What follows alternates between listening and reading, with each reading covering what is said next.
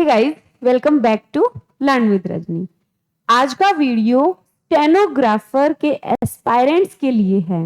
Okay, dedicated to stenographer aspirants. Okay, आज मैं आपको मेरी जर्नी बताऊंगी। मैंने कैसे 5 महीने में तैयारी की, शॉर्ट हैंड की, और कैसे मैंने 100 में से 85 नंबर में लेकर आई हूँ। पिछले काफी टाइम से आप सबके कमेंट्स और मैसेजेस आ रहे थे कि मैम आप हमसे अपनी जर्नी शेयर कीजिए कि आप एक जॉब में रहते हुए कैसे आपने स्टेनो की तैयारी की, कहाँ से सीखी, ऐसा क्या किया। तो वही सब मैं आज की वीडियो में आपको बताने वाली हूँ। उससे पहले मैं एक चीज क्लियर करूंगी कि आज मैं या फिर मैं हमेशा जो कुछ भी बताती हूँ उसमें 1% भी कुछ फेकनेस नहीं होती, और ये जो मेरी पूरी जर्नी है उसमें 0.01% भी कोई फेकनेस नहीं है। जो एक्चुअल फैक्ट्स हैं वो मैं आपके साथ शेयर करूंगी। हो सकता है वो फैक्ट्स, वो मेरी जो जर्नी है वो आपको अच्छी लगे, कुछ स्टूडेंट्स को अच्छी ना लगे, तो जैसा भी है, बट हाँ, जो एक्चुअल चीज है वो मैं आपको आज बताने जा रही हूँ। स्टेनो की जर्नी को शेयर करने से पहले मैं आपके साथ कुछ फोटोज शेयर करना चाहती हूँ, क्योंकि अगर मैं आपको ये कहूँ, देखिए जो स्किल है, स्टेनो की जो स्किल है वो बहुत ज्यादा टफ है। ओके, अराउंड 1 ईयर लगता है उस स्किल में अच्छे होने के लिए, मतलब 100 WPM की स्पीड गेन करने के लिए अराउंड 1 ईयर लग जाता है। लेकिन ये डिपेंड करता है पर्सन टू पर्सन। अभी स्टेनोग्राफर को लेकर जो हवा क्रिएट हो रखा है वो ये है कि स्टेनोग्राफर में आप रिटर्न तो कर लोगे, लेकिन स्टेनो को सीखने के लिए आपको 2-2.5-3 साल लगेंगे। ऐसा नहीं है, हो सकता है आपको 6 महीने लगे, 8 महीने लगे, 1 साल लगे, या फिर किसी बच्चे को 1.5 साल लगे, 2 साल लगे। ये डिपेंड करता है पर्सन टू पर्सन। ऐसा कुछ फिक्स नहीं है कि हाँ भाई 2 साल, मतलब ये कोई बीए की डिग्री थोड़ी है कि 3 साल में आपकी डिग्री पूरी होगी। ये तो स्किल है। कोई बच्चा पहले सीख सकता है, कोई बच्चा बाद में सीख सकता है। लेकिन हाँ, stenography is a difficult task. Stenography जो है वो बहुत मुश्किल टास्क है। ये कोई ऐसे, ये नहीं कि यार इंग्लिश की टाइपिंग सीख ली, हिंदी की टाइपिंग सीख ली, ऐसा नहीं है। स्टेनोग्राफी बहुत डिफिकल्ट टास्क है, और जिसमें दम होता है, जिसमें मेहनत करने का जज्बा होता है, वही स्टेनोग्राफी आगे तक सीख सकता है। स्टार्ट तो हर कोई कर सकता है, लेकिन कंटिन्यू नहीं कर सकता। तो स्टेनोग्राफर की जर्नी मैं आपको बताऊंगी, उसके साथ ही मैं मेरी मार्कशीट भी आपके साथ शेयर करूंगी, क्योंकि कई लोगों को यह बात पचेगी नहीं कि 5 महीने की तैयारी में कैसे आ सकते हैं 85 नंबर। तो वो मैं मेरी मार्कशीट भी आज आपके साथ शेयर कर रही हूँ। कुछ फोटोज देख लेते हैं उससे पहले। ये देखो, ये बहुत ज्यादा कनेक्शन है। उस टाइम पे मैं रैंडमली क्लिक करती थी, मुझे नहीं पता था कि मेरा सिलेक्शन हो जाएगा या फिर मुझे ये फोटोज आपके साथ शेयर करने का मौका मिलेगा। ऐसा कुछ भी नहीं था, बस रैंडमली जब मैंने शॉर्ट हैंड स्टार्ट करी, तब मैंने क्योंकि लड़कियों को पता है, लड़कियों को अपने नेल्स से बहुत ज्यादा प्यार होता है। ऑफ कोर्स मुझे भी है बड़े नेल्स रखने का। तो जैसे ही मैंने स्टार्ट किया सीखना, कखा गना तो खुद से सीखे थे, उस टाइम पे तो जोर नहीं आता। लेकिन जब हम डिक्टेशन में बैठते हैं ना, डिक्टेशन में बैठने के लिए हमारी जो पेंसिल है वो अच्छे से नहीं चलती है अगर नेल्स आपके होते हैं बड़े। तो सबसे पहला जो मेरा sacrifice, my first sacrifice for the steno exam, ये मेरा पहला सेक्रीफाइस था, अपने नेल्स को कट करना। ये मेरी सारी पेंसिल्स हैं जो कि इवन मैंने आज तक भी रख रखी हैं। मैं थोड़ी सी इमोशनल टाइप की लड़की हूँ, मैं काफी ज्यादा, मतलब मैं कनेक्ट कर लेती हूँ चीजों से, ठीक है। तो मैंने ये आज भी रख रखा है, मेरा कटर और मेरी पेंसिल। ये मेरी स्टेनो की डायरीज हैं, जिनको भी मैंने संभाल के रखा हुआ है। मुझे नहीं पता मैं क्या करूंगी इनका। मम्मी हमेशा कहती है कि रद्दी में दे देते हैं, बट मैं हमेशा कहती हूँ कि नहीं देना। तो ये मेरी स्टेनो की डायरीज हैं। ये मैं रैंडमली उस टाइम पे क्लिक कर लिया करती। देखिए ये मेरी हैंडराइटिंग है, ऐसी वाली। अगर आप लोगों को ये पिक्चर्स चाहिए तो मैं टेलीग्राम में डाल दूंगी, ठीक है। ये मेरी पिक्चर्स नहीं है, ये स्टेनोग्राफी को डेडिकेटेड हैं, ठीक है। और हाँ, अब देखो ये बाद में दिखाऊंगी। तो सबसे पहले मैं आपको बताती हूं शुरुआत कहां से हुई। My journey. आज मैं बात करती हूं मेरी जर्नी की। जर्नी की जो शुरुआत है,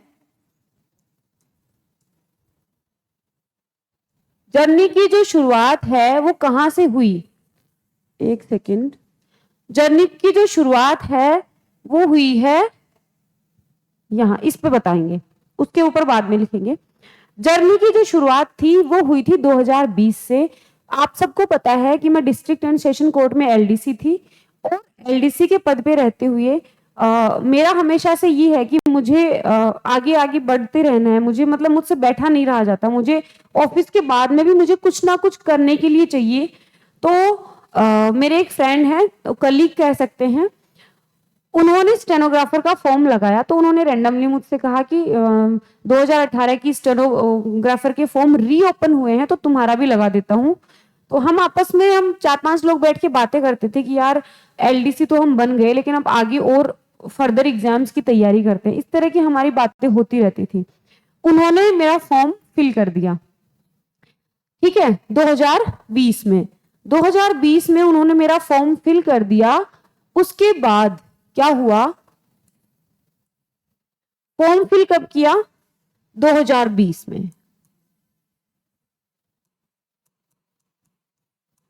उसके बाद क्या हुआ था, उसके बाद 21 मार्च 2021 को मेरा हमारा रिटन एग्जाम था। क्या था, रिटन एग्जाम हमने दिया। अब देखिए इस रिटन एग्जाम के लिए मैंने हिंदी इंग्लिश की कोई तैयारी नहीं की, ठीक है। जीके मैंने पढ़ा फर्स्ट पेपर जो है, क्योंकि अब मैं आपको ये कहूंगी कि रिटन एग्जाम की तैयारी मैंने 1 महीने में की, तो इट डजंट मीन कि मैंने सिर्फ 1 महीने पढ़ाई की है। मैं आपको ये कहना ज्यादा अच्छा समझूंगी, क्योंकि मैं पढ़ाई से कनेक्टेड हूं। मैं हमेशा हिंदी इंग्लिश जीके ये पढ़ती रहती थी, इस वजह से बीच बीच में मैं छोड़ दिया, गैप दे दिया था। तो एग्जाम के जस्ट पहले मैंने 1 महीने उसको रिवाइज कर लिया। ऐसा नहीं है कि मैंने जीरो से शुरू करके मैंने 1 महीने में पढ़ा, और ऐसा पॉसिबल नहीं हो सकता। अगर आप पीछे 5-7 साल से वही सब्जेक्ट्स पढ़ते आ रहे हैं, जीके है, हिंदी इंग्लिश है, और हिंदी इंग्लिश तो मेरे टिप्स पे है, ठीक है, और हिंदी इंग्लिश में मेरे मार्क्स कितने आए हैं ये मैं लास्ट में आपको मेरी मार्कशीट दिखा के बताऊंगी। ऐसा कुछ नहीं है कि प्राउड की बात है, बट हाँ I am an ordinary student. मैं एक एवरेज स्टूडेंट हूं, और थी स्कूल टाइम में भी। मेरी स्कूलिंग जो है वो गवर्नमेंट स्कूल से हुई है। तो ऐसा नहीं है, जिनके पास सोर्सेज नहीं होते, ऐसा नहीं है कि वो आगे नहीं बढ़ सकते, बस जिद होनी चाहिए। वही जिद मेरे में थी। 21 मार्च को मैंने एग्जाम दिया सिर्फ 1 महीने की तैयारी से। और 1 महीने की तैयारी सिर्फ ऐसा नहीं है कि मैंने सिर्फ 1 महीने में जीरो से थी। मेरा पूरा सिलेबस पहले से ही कवर था, क्योंकि मैं हमेशा से पढ़ती रहती हूँ। लेकिन इस 1 महीने में जो डिफिकल्ट टास्क था मेरे लिए वो था साइंस। क्यों, क्योंकि साइंस और मैथ मेरी कमजोरी रही है 10th तक। 6 to 10th मान लो, पहले का मुझे याद नहीं है, मतलब 1st से 5th क्लास तक, लेकिन 6th-7th से मुझे याद है कि साइंस और मैथ में मैं सिर्फ धक्का लग के पास होती थी। धक्का भी नहीं तो ऐसे कह सकते हैं, सिर्फ पास हो जाती थी। और जब 10th बोर्ड था तो हमारी एक मैम थी जो हमें साइंस पढ़ाती थी, विमला गोदारा जी। अगर हो सकता है उन तक ये वीडियो पहुंच भी जाए, या फिर उनके कोई रिलेटिव या फिर उनके कोई बच्चा मेरी वीडियो देख रहा होगा। विमला गोदारा जी हमें साइंस पढ़ाती थी, और साइंस में मेरे 2 नंबर 2.5 नंबर आते थे 10 में से। टेस्ट में 2-2.5 नंबर आते थे, तो वो 2.5 को 2.5 बोलती थी। तो मैं आपको ये कहूंगी कि साइंस में मेरे 2.5 नंबर आए हैं, और मैथ में भी, मतलब साइंस और मैथ में तो हमेशा मुझे पनिशमेंट मिलता था, क्योंकि मेरी वीक थी। ये नहीं पता क्यों वीक थी, क्या था, मुझे इतना कुछ पता नहीं है, बट हाँ वीक थी। तो जो सबसे बड़ा टारगेट मेरे पास था, या फिर सबसे बड़ा जो चुनौती कह सकती हूँ, वो थी साइंस। अब क्या हो, साइंस मुझे 1 महीने में पढ़ाया मेरे छोटे भाई ने, जो कि रेलवे में स्टेशन मास्टर है, नवसारी। उसने मुझे घर पे साइंस पढ़ाई, कुछ टॉपिक मेरे क्लियर करवाए, कॉन्सेप्ट अच्छे से क्लियर करवाए। एक मेरे फ्रेंड हैं, उन्होंने, ये दोनों ही साइंस बैकग्राउंड से हैं, तो इन दोनों ने मुझे साइंस पढ़ाई, ठीक है, साइंस के सारे कॉन्सेप्ट क्लियर करवाए कि हाँ तुम बेसिक बेसिक चीज क्लियर कर लो। तो ये सबसे बड़ा मेरे सामने चुनौती थी। मैं सिर्फ आपको इसलिए बता रही हूँ, आपकी हिंदी, इंग्लिश, राजस्थान जीके और साइंस, इंडिया जीके का भी पोर्शन आएगा लेकिन वो कम आएगा, ये गिनती के सब्जेक्ट्स हैं। अब देखो जरूरी नहीं है जिसकी साइंस अच्छी हो उसकी इंग्लिश अच्छी होगी। मैं ये एग्जाम्पल खुद का इसलिए देना चाह रही हूँ कि मेरे एक सबसे बड़ी सबसे बड़ा वीक सब्जेक्ट था वो साइंस था, उसके बाद भी मैंने अच्छे नंबर गेन किए। इसका सीधा सा मतलब ये है कि जो सब्जेक्ट हमारी अच्छी हैं उन पर हम बनाएंगे कमांड, उनसे हम मार्क्स गेन करेंगे। जो सब्जेक्ट हमारी वीक रही है, हमेशा से हमारी वीकनेस है, उसको हम थोड़ा मेहनत करके उसको बेसिक कर लेंगे, तब भी आप पास हो सकते हो, अच्छे नंबर गेन कर सकते हो। इस तरह से मैंने तैयारी करके, और 1 महीने की तैयारी से मैंने 21 मार्च को हमने दिया एग्जाम तक मुझे स्टेनोग्राफी जो स्किल टेस्ट है उसका एस तक भी पता नहीं था। स्किल टेस्ट का एस भी नहीं जानती थी मैं एग्जाम से पहले। इवन हम 3 लोग थे, तीनों ही नहीं जानते थे कि स्किल टेस्ट का एस भी क्या होता है। एग्जाम देने के बाद हमने पेपर मिलाया तो अच्छे खासे नंबर आ रहे थे, तो हमने डिसाइड किया अप्रैल में कि यार अब हमें लेट नहीं करना चाहिए, अब हमें ज्वाइन कर लेना चाहिए। तो हमने 12 या 13 अप्रैल को हमने स्टेनो के लिए क्लास ज्वाइन की, क ख ग सीखने के लिए। हमने खुद से ही डिसाइड किया कि हमें जैन लिपि से सीखना है, और मैंने जैन लिपि से ही स्टेनो सीखी है, क्योंकि जैन लिपि को जल्दी ही सीखा जा सकता है, लेकिन जैन लिपि में जो स्पीड है वो थोड़ी धीरे बढ़ती है आगे जाके। मतलब 100 WPM या 110 WPM तो इजीली आ जाती है, इजीली नहीं आती, मतलब मेहनत करोगे तो आ जाएगी। लेकिन अगर आपको 140 तक पहुंचना है, विधानसभा रिपोर्टर की तैयारी करनी है, तब आपको जैन ऋषि लिपि से सीखना ज्यादा बेटर रहता है, क्योंकि जैन लिपि में 110 120 के बाद में स्पीड जो है वो मुश्किल से बढ़ पाती है, लेकिन ऋषि लिपि को सीखना थोड़ा मुश्किल होता है। तो हमें तो सीखना था, टाइम कम था, इसलिए हमने जैन लिपि चूज की। हमने क ख ग लिखना शुरू किया 12-13 अप्रैल को, लेकिन हम 12-13 अप्रैल 2021 12-13 अप्रैल 2021 को हम 2 या 3 दिन कोचिंग गए थे क ख ग सीखने, और तीसरे तो दिन लॉकडाउन लग गया था। सेकेंड वेव आई थी उस टाइम पे कोविड की, लॉकडाउन लग गया तो कोचिंग हो गई एक बार के लिए बंद। अप्रैल से लेकर आई थिंक जून तक लॉकडाउन रहा था। ओके, अप्रैल से जून तक लॉकडाउन रहा था। तब उसके बाद हमने एक बार के लिए तो लगा कि यार छोड़ो अब नहीं करेंगे। उसके बाद में हमने वो बुक खरीदी, उस बुक की मुझे फोटो डालनी चाहिए थी। एक रेड कलर की बुक आती है, मैं उसको आपको फोटो प्रोवाइड करवा दूंगी। रेड कलर की बुक आती है जैन लिपि की, ठीक है, गुरुजी की वो है बुक। तो जैन लिपि की रेड कलर की बुक आती है छोटी सी, उसको हमने परचेज करके मई 2021 में हमने खुद से ही क ख ग लिखना शुरू किया। लेकिन क्या हुआ इस बीच, सबसे पहले तो भाई जो है वो कोविड पॉजिटिव आ गया, ठीक है, मई 2021 में भाई कोविड पॉजिटिव आ गया, और मैं और भाई दोनों ही यहाँ जयपुर थे। और सेकेंड वेव जो कोविड की आई थी वो बहुत ज्यादा खतरनाक थी, थोड़ा पैनिक कर रहे थे उसमें लोग बहुत सारे, आप सबको पता ही है। तो 15 दिन बहुत ज्यादा डिस्टरबेंस रहा। उन 15 दिनों में मैंने कोई प्रैक्टिस नहीं की स्टेनोग्राफी की। उसके बाद मैंने फिर से स्टार्ट किया। तो होता है ना, जब हम कुछ शुरू कर रहे हैं, एक के बाद एक प्रॉब्लम्स आती रहती हैं। जब मैंने फिर से शुरू किया, तब आई थिंक मई लास्ट की बात है, मई लास्ट में मैंने स्टार्ट किया। तब मेरी स्कूटी स्लिप हुई और मेरे नी इंजरी हो गई। तो डॉक्टर ने मुझे 15 डेज या 15 to 20 डेज का बेड रेस्ट बताया। ओके, 15 to 20 डेज का डॉक्टर ने मुझे बेड रेस्ट बताया। इस पीरियड में मैं चली गई गांव, और वहां रह के 2-3 दिन जब तक ज्यादा पेन रहा तब तक तो कुछ कर नहीं पाई, लेकिन इस 15 to 10 डेज जब मैंने बेड रेस्ट किया, मेरे पास करने के लिए कुछ भी नहीं था, तो मैंने इन 15 to 20 डेज में मैंने ये जो लाल किताब है ये पूरी कर डाली, पूरे कखगण कर डाले, 2 वर्णों के शब्द, 3 वर्णों के शब्द, पूरी बारखड़ी, ये सारा मैंने खुद से, क्योंकि आदमी सारे दिन बेड पे पड़ा है, उसको बेड रेस्ट ही करना है, तो मैं बैठे बैठे करूंगी क्या? या तो मैं फोन चलाकर टाइम पास करूंगी, या फिर मेरा जो विजन क्लियर है कि यार मुझे, हालांकि उस टाइम तक ये नहीं था कि मैं क्लियर कर जाऊंगी, ऐसा कॉन्फिडेंस तो था ही नहीं। क्यों नहीं था? क्योंकि मई 2021 चल रहा था और हमारी जो एग्जाम होनी थी वो अगस्त में होनी थी।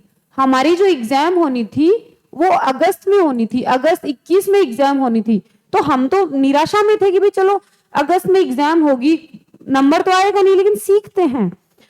तो आपदा में अवसर निकाल लेना चाहिए। मैं सिर्फ आपदा में आप अवसर निकाल सकते हैं।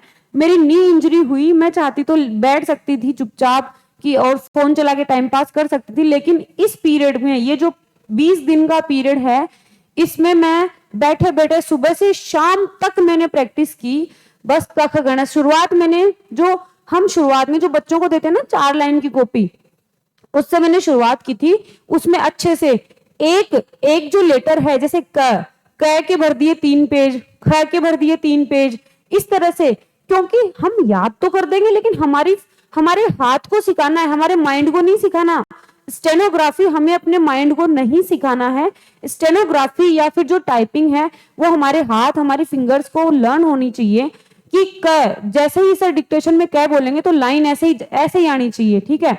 र बोलेंगे तो ऐसे ही जानी चाहिए। इस तरह से मैंने मई और जून, ठीक है, मतलब जून मान सकते हैं, जून में मैंने पूरे कखगण कंप्लीट कर दिए थे 1 महीने में। अब आप कहोगे कि प्रैक्टिस कितने घंटे की? प्रैक्टिस मैं आपको कहूं तो 5 से 6 घंटे तक मैं प्रैक्टिस करती थी शुरुआत में। कई बार तो ऐसा होता था कि अरे यार ये क्या है, इतना इरिटेटिंग लगता था। एक ही एक पूरे पेज में क लिखना है, पूरे पेज में क लिखना है, तो ये इरिटेटिंग काम लगता था। लगेगा, स्टार्टिंग में लगेगा, ठीक है, शुरुआत में आपको लगेगा, लेकिन मैं दावे के साथ कह सकती हूं अगर एक बार आपका इंटरेस्ट आ गया स्टेनोग्राफी में तो आपको उससे प्यार हो जाएगा, ठीक है। जैसे कि मुझे हुआ है, मैंने आज तक अपनी पेंसिल्स और डायरीज संभाल के रख रखी हैं। शुरुआत में अगर आप 1 महीने टॉलरेट कर लोगे ना उस इरिटेशन को, अरे यार मेरे से नहीं हो रहा, ये क्या इरिटेटिंग काम है पेंसिल से, अरे बच्चे, मम्मी मुझे ये कहती थी कि हमने तुम्हें बहुत छोटी थी तब तुम्हें कखगण सिखाया था और आज तो इतनी बड़ी होके कखगण सीख रही है। बिल्कुल, लोग आपके मजे लेंगे, आपके घर वाले आपसे हंसी मजाक करेंगे, लेकिन it doesn't matter, okay.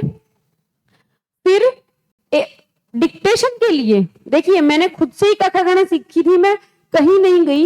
Dictation के लिए 1 जुलाई 2021 को हमने कोचिंग ज्वाइन की। एक सेकेंड, कोचिंग ज्वाइन की, ठीक है, डिक्टेशन के लिए 1 जुलाई 2021 को, 1 जुलाई को हमने कोचिंग ज्वाइन की। हमारे जो सर थे नरेंद्र जी, जो कि महेश नगर फाटक के आसपास पढ़ाते हैं, नरेंद्र जी के पास हमने ज्वाइन किया था, वही 3 लोगों ने। तो सर जो थे, क्योंकि हम बिगिनर थे उस टाइम तक, तो 30 की स्पीड भी नहीं आती होगी, हम बिगिनर थे, सर के पास ऑलरेडी पुराने स्टूडेंट्स थे और उनकी स्पीड बहुत अच्छी थी। हम उन बच्चों से बहुत ज्यादा इंप्रेस होते थे क्योंकि वो बहुत फटाफट आउटलाइन बना लेते थे, डिक्टेशन ले लेते थे और फिर पढ़ भी सही लेते थे। तो हमें ऐसा लगता था कि यार अगस्त में तो एग्जाम होना है और अभी तो जुलाई चल रहा है, मतलब कुछ, बट फिर भी ठीक है यार, करते हैं, अगली बार दे लेंगे। तो वो अगली बार के चक्कर में हम सीखते गए। सर हमें अलग बिठाते थे क्योंकि हमारी स्पीड अच्छी नहीं थी, हमें अलग से डिक्टेशन देते थे 30 वर्ड का, 30 वर्ड 25 वर्ड पर मिनट के हिसाब से, और वो जो बच्चे थे वो लगभग 60-70 की स्पीड में लिखने वाले थे। इस तरह से जुलाई पूरा चला और जुलाई एंड तक हमें पता लगा कि अगस्त में जो हमारा एग्जाम होने वाला है स्टेनो का, जो डिक्टेशन होने वाला है, डिक्टेशन का टेस्ट, वो हो गया है पोस्टपोन। बस यही वो पीरियड था कि मैंने दिमाग में फिक्स कर लिया कि भगवान ने तुम्हें एक साइन दिया है, एक इंडिकेशन दिया है इस एग्जाम को पोस्टपोन करके जुलाई लास्ट में जिद, एकदम जिद बना ली थी कि अब एग्जाम पोस्टपोन हो गया है, इसका मतलब है मुझे टाइम मिला है 2 महीने 2.5 महीने जितने का भी, अब मुझे स्टेनो सीख कर अच्छे से पूरा कंप्लीट करके और इसमें सिलेक्शन लेना ही है। सिलेक्शन क्यों लेना था? कई लोग कहेंगे आप तो गवर्नमेंट जॉब में थे, सिलेक्शन क्यों लेना चाहते थे? इसलिए लेना था क्योंकि मैं उस टाइम पे L5 की पोस्ट पे थी और स्टेनोग्राफर की जो पोस्ट है वो है L10। ओके, ऑफिसर के बाद में जस्ट हम ही होते हैं जो पीए होते हैं किसी भी सेक्शन में। ऑफिसर होता है, ऑफिसर के बाद में पीए होता है, क्योंकि वो ऑफिसर के हर काम को असिस्ट करते हैं। तो ऑफिसर के फोन कॉल्स हैं, मीटिंग्स हैं, इंस्पेक्शंस हैं, बहुत सारे काम होते हैं, वो पीए के थ्रू होते हैं सारे काम। तो L5 से L10 पर जंप करना था, इसलिए तैयारी कर रहे थे। अब देखिए 1 जुलाई को ज्वाइन किया, जुलाई लास्ट में पता लगा कि एग्जाम पोस्टपोन हो गया। 1 अगस्त के आसपास, 1 अगस्त के आसपास हमने क्या किया? 1 अगस्त के आसपास हमने इवनिंग में भी ज्वाइन कर लिया। ठीक है, इवनिंग में भी ज्वाइन कर लिया। क्या? दूसरी कोचिंग। अब वो दूसरी कोचिंग हमने वहीं आसपास में ज्वाइन करी। ठीक है, अब रूटीन बताती हूं मेरा। कई बच्चे ये कहते हैं कि मैम तैयारी तो करनी है लेकिन हम ऑलरेडी जॉब में हैं, टाइम नहीं मिल पाता। रूटीन देखिए, 5 बजे उठना। ठीक है, सुबह 5 AM पे उठती थी, खाना खुद बनाती थी क्योंकि मैं और भाई रह रहे थे। खाना वाना बना के पूरी रेडी होके 7:15 पर घर से निकल जाती थी और 7:30 से 9:30 बजे तक हम सुबह की कोचिंग करती थी। मैं जो हूं मैं सुबह की कोचिंग करती थी, 2 घंटे सुबह जाती थी। ठीक है, मॉर्निंग में 10 से 5 ऑफिस से रहता था। ओके, 10 से 5 जो लोग बहाने बनाते हैं ना उनके लिए ये 10 से 5 ऑफिस रहता था। 5 बजे निकलकर शाम को 6 से 9 इवनिंग वाली कोचिंग जाती थी। ठीक है, ये यानी 7:15 बजे निकलती थी और 9:15 या 9:30 बजे घर पे पहुंचती थी। ये मेरा रूटीन था। एक सिंगल डे की मैंने छुट्टी नहीं ली थी। सैटरडे संडे की जो छुट्टी आती है गवर्नमेंट हॉलीडेज, सिर्फ वही थे। एग्जाम, रिटर्न एग्जाम में एक सिंगल दिन की छुट्टी नहीं ली थी। एग्जाम के 2 दिन पहले जरूर मैंने छुट्टी ली थी, 2 दिन की, 2 दिन की छुट्टी ली थी।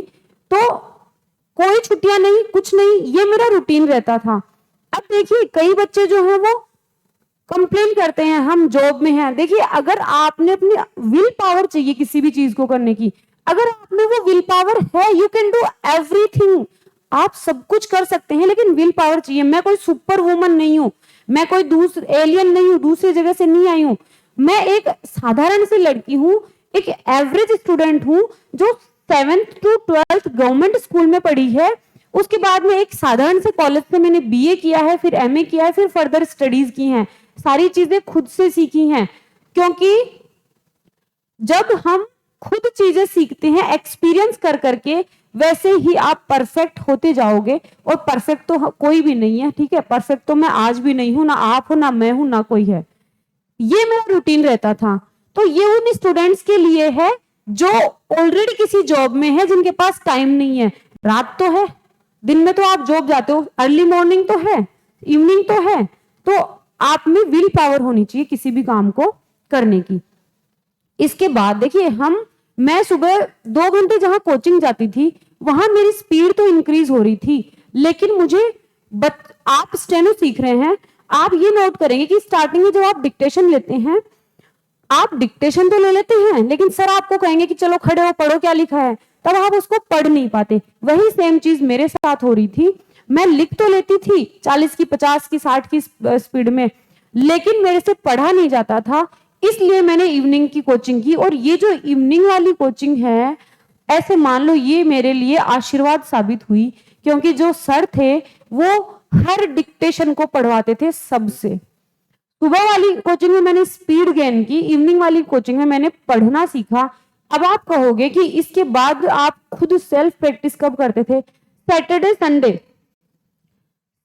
संडे को मैं पूरे दिन में क्या करती थी, सैटरडे संडे को पूरे दिन में रामधारी सिंह दिनकर की बुक 1 और बुक 2 यूट्यूब पे आपको मिल जाएंगे। मैं यूट्यूब से डिक्टेशन लेती, फिर कंप्यूटर में टाइप करती, डिक्टेशन लेती, कंप्यूटर में टाइप करती। एक बार में 2 डिक्टेशन लेती, फिर आधे घंटे का गैप देती। उस आधे घंटे के गैप में मैं क्या करती, उस आधे घंटे के गैप में मैं मेरी आउटलाइंस को लर्न करती, आउटलाइंस को लर्न करती। तो 1 घंटे स्टेनो, फिर आधा घंटे या 1 घंटे लर्न कर लो, क्योंकि कंटिन्यू हम नहीं कर सकते हैं वो काम। ओके, फिर स्टेनो, फिर लर्न करो, फिर स्टेनो, फिर लर्न करो। ये मेरा रूटीन रहता था सैटरडे संडे का। और घर पे 9 बजे पहुंचने के बाद मैं लगभग 11 बजे तक अपनी आउटलाइंस को लर्न करती थी, क्योंकि स्टेनोग्राफी जो है ना, स्टेनोग्राफी को सीखना कोई बच्चे का खेल नहीं है। आपको ना झोंकना पड़ता है उसमें, इट्स अ डिफिकल्ट टास्क। और मैं बिगिनर थी यार, जो बच्चे 1.5 साल 2 साल से स्टेनो सीख रहे हैं, मैं उनकी बराबरी कैसे कर सकती हूँ, क्योंकि उन्होंने अपने जीवन के 2 साल स्टेनोग्राफी को दिए हैं। तो उनकी तो रग रग में स्टेनोग्राफी दौड़ रही होगी, उनकी नसों में खून नहीं स्टेनोग्राफी दौड़ता है, डिक्टेशन दौड़ता है। मैं उनकी बराबरी कर ही नहीं सकती। तो फिर मैं क्या करती, अब आपको मैं एक पीडीएफ दिखाऊंगी। सितंबर में, लास्ट अक्टूबर में हमारी एग्जाम थी, सितंबर में सर ने हमारे टेस्ट लेना शुरू कर दिया। पहला जो टेस्ट था वो कब था, आई थिंक डेट भी आ जाए, इसमें डेट नहीं है, दूसरे वाले में। पहला जो टेस्ट था उसमें मेरे जो नंबर थे वो आए 22.04।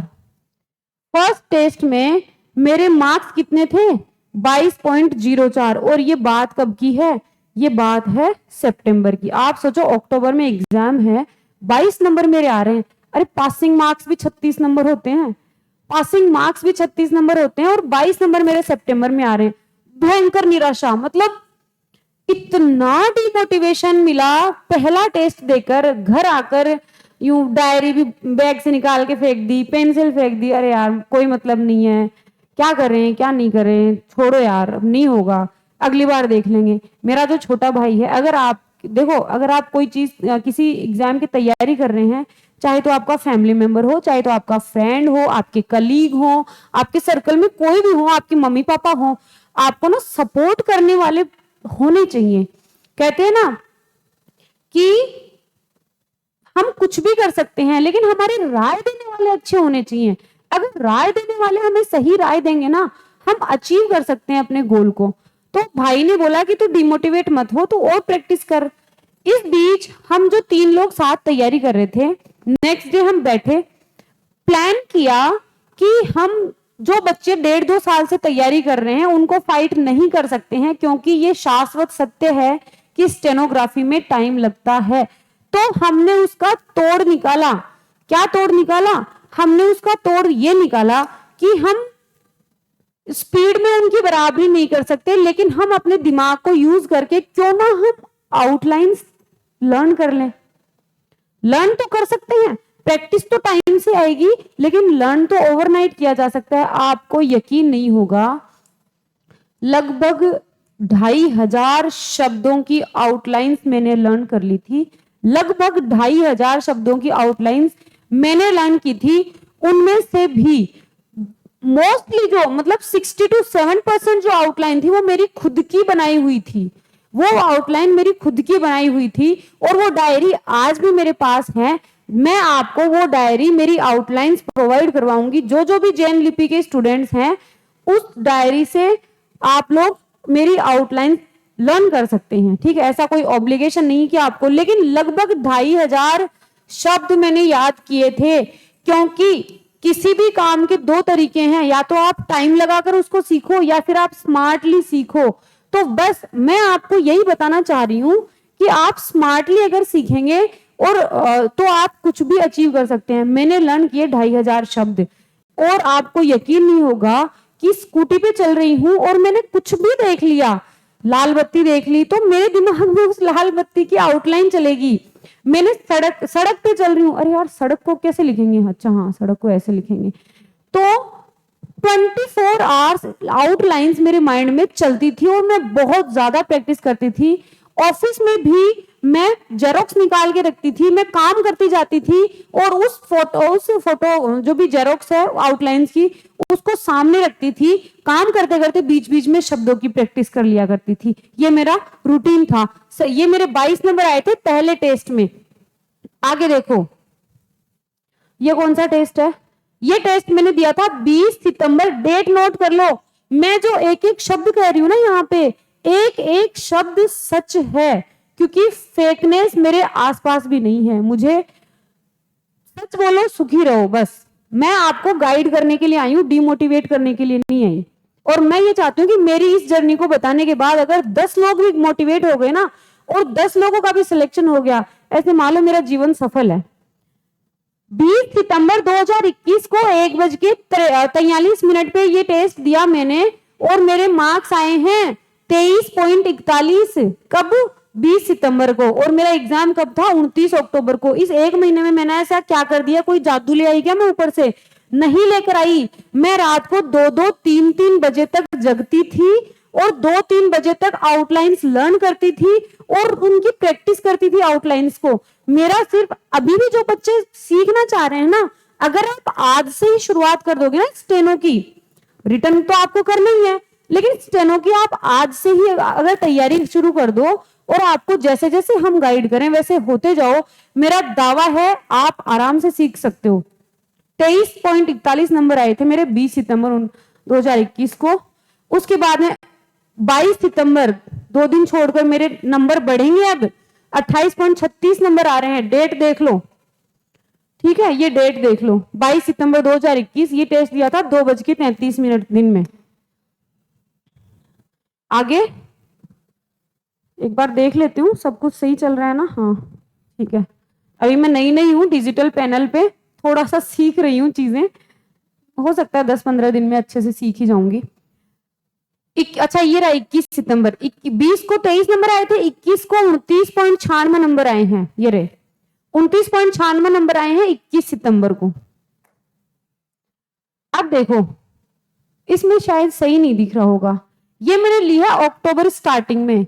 इसमें मेरे नंबर है ये रहे 72.6 नंबर हैं। 1000 शब्दों में से मैंने 936 शब्द टाइप किए हैं। इनमें से 215 इनकरेक्ट हैं। इनमें 215 शब्द इनकरेक्ट हैं। अगर मैं इस बार एग्जाम दूंगी तो मैं फेल हो जाऊंगी। क्यों? क्योंकि इस बार आपको 20% से ज्यादा गलतियां नहीं करनी है। आपने जितना भी मैटर टाइप किया, जितना भी मैटर, जैसे मान लो आपने 1000 शब्द पूरे लिख दिए हैं, तो आपके 800 शब्द सही होने कंपल्सरी हैं। अगर आपके 800 शब्द सही नहीं है तो आप डिस्क्वालीफाई हो जाओगे, भले ही आपकी रिटर्न में 199 नंबर ही क्यों ना हो।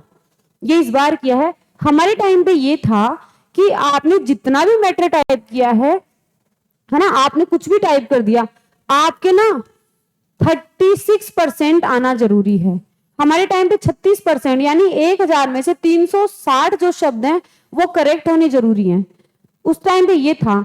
इस टाइम पे डिफिकल्ट है थोड़ा सा, लेकिन बहुत ज्यादा नहीं है। अगर मैं ये देखूं कि इस हिसाब से भी अगर उस टाइम पे मेरा एग्जाम लिया जाता तो मेरे एग्जाम में 100 में से 85 नंबर आए थे, यानी मैंने 15% ही गलतियां की थी, तब भी मैं क्वालिफाई होती। तो इसमें मेरे 72.6 नंबर आए हैं। ये मेरे 82.08 नंबर आए हैं। 999 शब्द टाइप किए हैं। अच्छा, टोटल 999 थे, उनमें से 931 शब्द टाइप किए हैं। इनकरेक्ट 181 हैं। तो इस डिक्टेशन, इस टेस्ट के अकॉर्डिंग भी मैं अगर 20% जो एरर वाला कॉन्सेप्ट उस टाइम पे होता तब भी मैं पास होती। चलो, और इस तरह से मुझे विक्ट्री मिल चुकी है, मिल चुकी थी। अब ये देखो, ये मेरी मार्कशीट है। ज्यादा टाइम नहीं लूंगी, है ना, गाइड कर दिया, मेरी जर्नी बतानी थी। अच्छा, इसकी स्ट्रेटजी क्या क्या बुक्स पढ़ें, कौन सी चीज कहां से कवर करें, या फिर वर्क प्रोफाइल क्या है, जॉब प्रोफाइल क्या है, प्रमोशंस क्या है, ये मैं 1-2 दिन में एक और वीडियो बना के आपको पूरी चीज डिटेल से बता दूंगी। अगर आज की वीडियो में बनाऊंगी तो काफी लेंथी हो जाएगी वीडियो। तो मेरा सीधा सा कहने का मतलब ये है उन बच्चों के लिए जो आज ये चाहते हैं, देखो आप क्यों कर, देखो पहली चीज तो ये L10 की वैकेंसी है। L10 की वैकेंसी है, ठीक है, L10 यानी 3600 ग्रेड पे, ठीक है। ऑफिसर के बाद में सीधा पीए, ठीक है। आपको सारा ऑफिस चलाना है, जैसे जैसे आपके ऑफिसर काम करेंगे जिस हिसाब से भी उसी हिसाब से आपको काम करना है, ठीक है। दूसरी चीज विदाउट सीईटी है भाई, क्या है, विदाउट सीईटी है, इसमें कोई सीईटी लागू नहीं है। चौथी चीज ये है नो निगेटिव मार्किंग, भाई आपको क्यों सीखना है, ये आपको इसलिए तैयारी करनी चाहिए। और पांचवी चीज ये है कि ये 12th पास, ये लो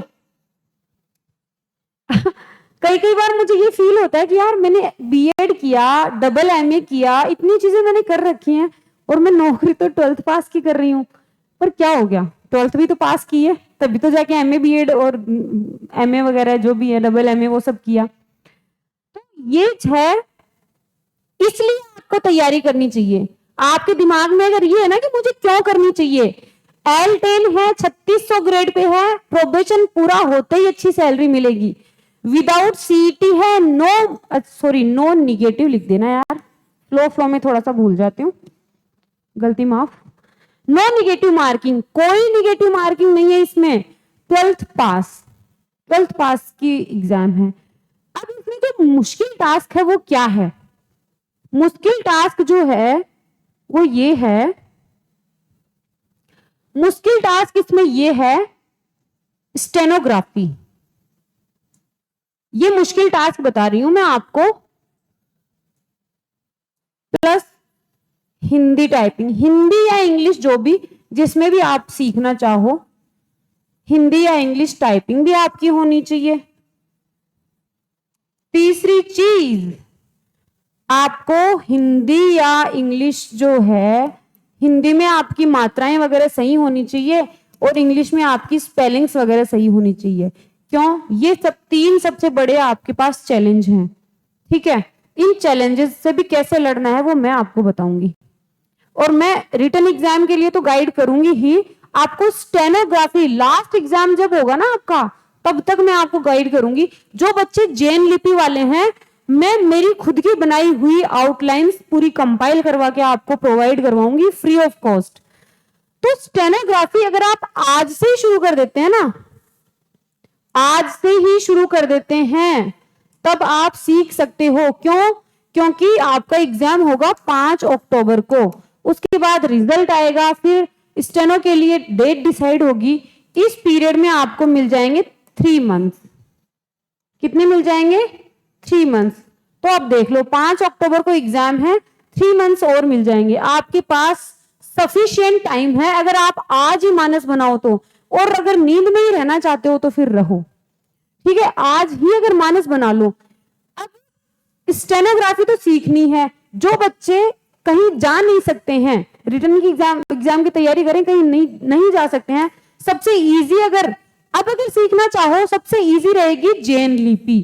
और जैन लिपि की वो लाल किताब खरीद लेना, मैं लाल डायरी की बात नहीं कर रही, मैं लाल किताब की बात कर रही हूं। जैन लिपि की आप लाल किताब खरीद लेना, उससे आपको खुद से ही प्रैक्टिस करनी है, आज से ही। अगर आप आज मेरा वीडियो देख रहे हो, आज से ही आपको तैयारी करनी है। तो फिर 29 अक्टूबर तक, अब मैं चल रही थी, सितंबर से मेरी स्पीड बढ़ना शुरू हो गई। कोचिंग में सारे बच्चे सोचते थे यार ये कौन सा मिरेकल कर रही है, उनको ये नहीं पता कि मैं रात को 2-2 बजे तक जग कर आउटलाइंस लर्न कर रही हूँ।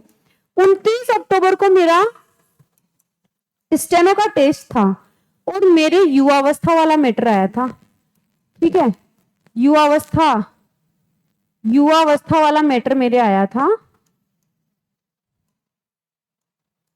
अब आप कहोगे कि मैम आप तो इंग्लिश से थे, आपने हिंदी चूज क्यों की? इंग्लिश से तो मैं थी, लेकिन हिंदी हमारी रग रग में है। कई बार ऐसा होता था कि डिक्टेशन के टाइम पे आपको ना प्रोनाउंसिएशन समझने में काफी मशक्कत करनी पड़ती है इंग्लिश में। इसलिए मैं राय दूंगी कि जो स्टूडेंट्स पूरी तरह से ही इंग्लिश, जैसे सीबीएसई बोर्ड से उन्होंने 12th की, अभी भी वो इंग्लिश में ही पढ़ रहे हैं, वो इंग्लिश स्टेनो आप कर सकते हैं, इंग्लिश में डिक्टेशन की तैयारी। लेकिन अगर आप हिंदी बैकग्राउंड से रहे हैं, आपका मीडियम हिंदी रहा है, तब आप इंग्लिश के चक्कर में मत पढ़ना। ये मेरी पर्सनल एडवाइस है आपको। हिंदी से ही करना चाहिए, ठीक है। युवावस्था वाला मेरे मैटर आया था, और जिस दिन मैं डिक्टेशन देकर आई थी ना, डिक्टेशन पूरा लेते ही मुझे तसल्ली हो गई थी कि बेटा अब तेरे को कोई नहीं रोक सकता, तुम्हें कोई नहीं रोक सकता अब, क्योंकि डिक्टेशन देते ही हमें पता लग जाता है कि हम किस कंडीशन में हैं, हम फेल होने की स्थिति में हैं कि पास होने की स्थिति में हैं। युवावस्था वाला मेरे मैटर आया था, हाँ मैटर इजी था, मतलब बहुत इजी नहीं कह सकते, देखो ये लक पे डिपेंड करता है, क्योंकि 31 अक्टूबर को जिन बच्चों का एग्जाम था उनका मैटर थोड़ा सा हार्ड था, ओके, 29 वालों के मैटर इजी था। तो ये नहीं कह सकते भी इजी मैटर है इसलिए आपका सिलेक्शन हो गया, हाँ लक अच्छा था इसलिए मैटर भी थोड़ा इजी आ गया, तो ये तो लक के ऊपर डिपेंड है। अब चलो, अब जिसका आपको बेसब्री से इंतजार था, अपने दिल की धड़कन को थाम के रखिए, मैं आपको मेरी मार्कशीट दिखाने जा रही हूं। यह है मेरी मार्कशीट।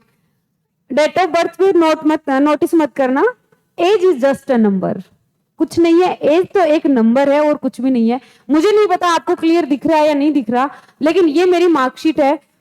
ये मेरा नाम है रजनी सैनी, ठीक है। अब देखिए यार, दिख रहा है क्या, पता नहीं दिख रहा, अभी मैं क्लियर कर देती हूँ।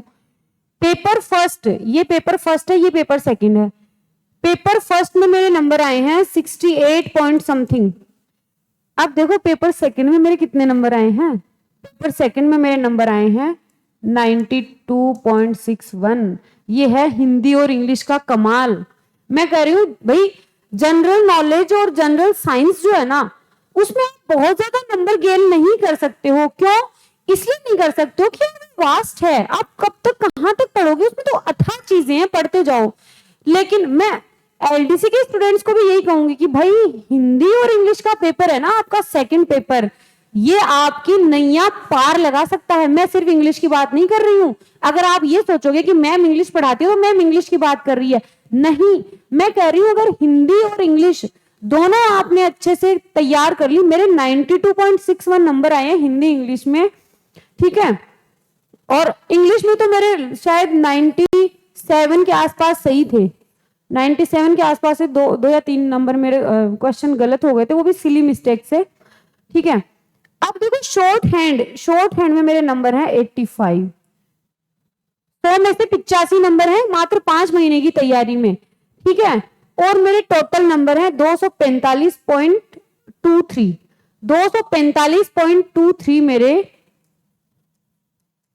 टोटल नंबर, ठीक है। 245, अब देखो मैंने क्या किया, 245.23 मैं जनरल कैटेगरी से, सॉरी ओबीसी कैटेगरी से हूं, लेकिन मैं जनरल गर्ल्स की मेरिट क्वालिफाई कर ली थी 0.10 से, 0.10 से क्वालिफाई कर लिया।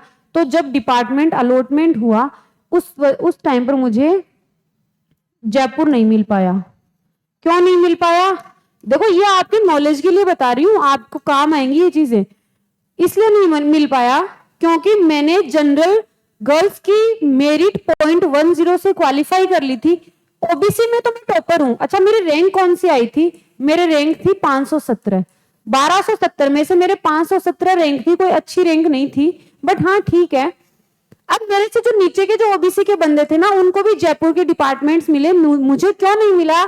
क्योंकि मैंने 0.10 से जनरल गर्ल्स की मेरिट क्वालिफाई कर ली, और मैंने 0.10 से मेरिट क्वालिफाई की, इसलिए मैं जनरल गर्ल्स में मैं नीचे ही आ गई, तो मुझे फिर वो उसी हिसाब से डिपार्टमेंट अलॉटमेंट किया गया। तो ये मेरे पूरी मार्कशीट मैंने आपको दिखा दी है। अब इससे ज्यादा तो यार मैं और क्या ही प्रूफ दूं आपको। ये मेरी स्टेनो की जर्नी मैंने आपके साथ शेयर की है। उम्मीद करती हूं आपको ये जर्नी अच्छी लगी होगी। स्ट्रेटजी, और ऑब्वियसली इस जर्नी में ही स्ट्रेटजी आ गई है। इसके अलावा मैंने आपको रीजन भी बता दिए कि आपको क्यों तैयारी करनी चाहिए। आज पूरे 2 साल हो गए हैं, हमारा रिजल्ट आए हुए। हमारा रिजल्ट आया था 11 मई 2022 को, फाइनल रिजल्ट आ गया था 11 मई 2022 को। मैं पर्सनल असिस्टेंट ग्रेड 2 बन चुकी थी, जो कि मेरी ड्रीम जॉब तो नहीं कह सकते, लेकिन हाँ बनना था, तैयारी कर रहे थे तो ऑब्वियसली। ये मैंने आपको विद प्रूफ आपको बताया है। कि किस तरह से मेरी जर्नी रही है, फोटोज भी शेयर की हैं ताकि आपको थोड़ा सा इंटरेस्टिंग लगे। और यार देखो, जर्नी में ऐसा कुछ नहीं होता, कोई मिरेकल नहीं होता। अगर मिरेकल कोई चीज कर सकती है तो वो आपकी मेहनत कर सकती है। आप आज जो अपनी रातें काली कर रहे हो, आज आप किसी शादी को मिस कर रहे हो, नहीं जाऊंगा वहां पे, किसी पार्टी में नहीं जाऊंगा यार, पढ़ रहा हूं, ये जो आप सेक्रीफाइसेस कर रहे हो ना, यही तो मिरेकल करते हैं। मिरेकल कोई ऊपर से नहीं होता। और हाँ, थोड़ी बहुत आस्था भी भगवान में रखनी चाहिए। भगवान आके कुछ भी ठीक नहीं करेंगे, लेकिन हाँ, अगर हम थोड़ी बहुत आस्था भगवान में, ऊपर वाले में रखते हैं, तो हमारे सबकॉन्शियस माइंड में ये चीज फिट हो जाती है कि यार मैंने प्रेयर कर ली, मैंने भगवान को बोल दिया, तो आपको पॉजिटिविटी मिल जाती है। और उसके बाद अगर आपके सबकॉन्शियस माइंड में पॉजिटिविटी रहती है तो आपके सारे काम पॉजिटिव होते जाते हैं। तो ये थी मेरी जर्नी। अब एक चीज और, जो बच्चे स्टेनो की तैयारी कर रहे हैं या करना चाहते हैं, जिन बच्चों ने अब तक मानस नहीं बनाया था, आप आज भी अगर मानस बनाओ और आपने फॉर्म फिल कर रखा है, आज भी अगर आप मानस बनाओ तो आप कर सकते हैं, स्टेनो क्रैक कर सकते हैं, अगर आप स्मार्टली कुछ चीजें अच्छे से, आपको अच्छी गाइडेंस मिले। ऑब्वियसली मैं तो आपके रिजल्ट तक आपको गाइड करूंगी स्टेनो में। ओके, तो उम्मीद करती हूँ मेरी ये जर्नी आपको अच्छी लगी होगी। और कुछ भी फेकनेस नहीं है, इतना सा भी फेकनेस नहीं है। स्टेनो के लिए इंग्लिश का फुल बेंच हमने लॉन्च कर दिया है। आप आज ही हमारे फुल बेंच के स्टूडेंट बन सकते हैं स्मृति कोचिंग क्लासेस पे। हमारा जो फुल बेंच है वो है स्मृति कोचिंग क्लासेस के ऐप के ऊपर। ओके, इसके साथ ही आपको ज्यादा से ज्यादा क्वेश्चंस निकालने हैं। मैं ये नहीं कहूंगी सिर्फ मेरी टेस्ट सीरीज से क्वेश्चन निकालो, मैं बिल्कुल नहीं कह रही। आपको जिस टीचर से समझ आता है, ठीक है, आपको जिस टीचर से समझ आता है वहां से आप पढ़ो और वहां से क्वेश्चन निकालो। ये अपने ऐप का नाम है। यहां पर अपनी स्टेनो का और एलडीसी का फुल बैच इंग्लिश का, जिसमें हम आपको handwritten notes, ebook वगैरह सारा प्रोवाइड करवाएंगे और टाइम से पहले ही आपको सारा सिलेबस कवर करवा देंगे। 5 हम फ्री टेस्ट देंगे। कोई भी, भले ही आप स्टेनो की टेस्ट सीरीज ले रहे हैं, भले ही एलडीसी की टेस्ट सीरीज ले रहे हैं, भले ही इंग्लिश का फुल बेस ले रहे हैं, हम आपको 5 फुल जो टेस्ट सीरीज है, 5 फुल जो पेपर हैं टेस्ट सीरीज के, वो आपको प्रोवाइड करवाएंगे। तो आप हमारे स्टूडेंट बन सकते हैं, हमारी स्मृति के पार्ट बन सकते हैं। इसके अलावा यूट्यूब पर भी जो बच्चे कोर्स को अफोर्ड नहीं कर सकते हैं, ऐसा नहीं है कि यार कई बच्चे ऐसे भी होते हैं कि जिनको सिर्फ यूट्यूब से पढ़ना है, तो हाँ, मैं तो ये कहूंगी आपको बेच लेना चाहिए। लेकिन अगर आप नहीं ले रहे हैं तो यूट्यूब पर हमारी फ्री क्लासेस भी जल्द ही स्टार्ट कर रहे हैं स्टेनो के लिए और एलडीसी के लिए। उसमें हम आपको वोकेब, कॉम्प्रिहेंशन और ग्रामर की हमारी रोज क्लासेस होंगी। टाइम का हम थोड़ा सा लाइव क्लास में लूंगी, ओके, क्योंकि हाईकोर्ट एलडीसी के टाइम पे लाइव क्लास की बहुत ज्यादा डिमांड आती थी। उस टाइम पे मेरे पास स्टूडियो नहीं था तो मैं नहीं ले पाती थी। अब लाइव क्लास लूंगी। आप कमेंट बॉक्स में एक कमेंट जरूर करना कि लाइव क्लास का जो टाइम है वो क्या रखना चाहिए। और जो टाइम आप बताओ, जो आप टाइम बताओ वो सुबह 7 से 8:30 के बीच बताना, या फिर शाम को 7 से 10 के बीच बताना, क्योंकि दिन में मेरा ऑफिस रहता है, इसलिए दिन में मैं नहीं ले पाऊंगी। तो इसके बीच आप टाइम सजेस्ट करना कि यूट्यूब पर जो लाइव क्लासेस हैं स्टेनो और एलडीसी के लिए, उनका टाइमिंग हमें क्या रखना चाहिए। तो जो भी स्टेनो की तैयारी कर रहे हैं, wish you all the best. आपको भगवान वो मौका दे कि आप भी अपनी जर्नी 2 लोगों, 3 लोगों, 5 लोगों या 10 लोगों के साथ शेयर कर सकें। इसी के साथ ही आज के लिए थैंक यू सो मच।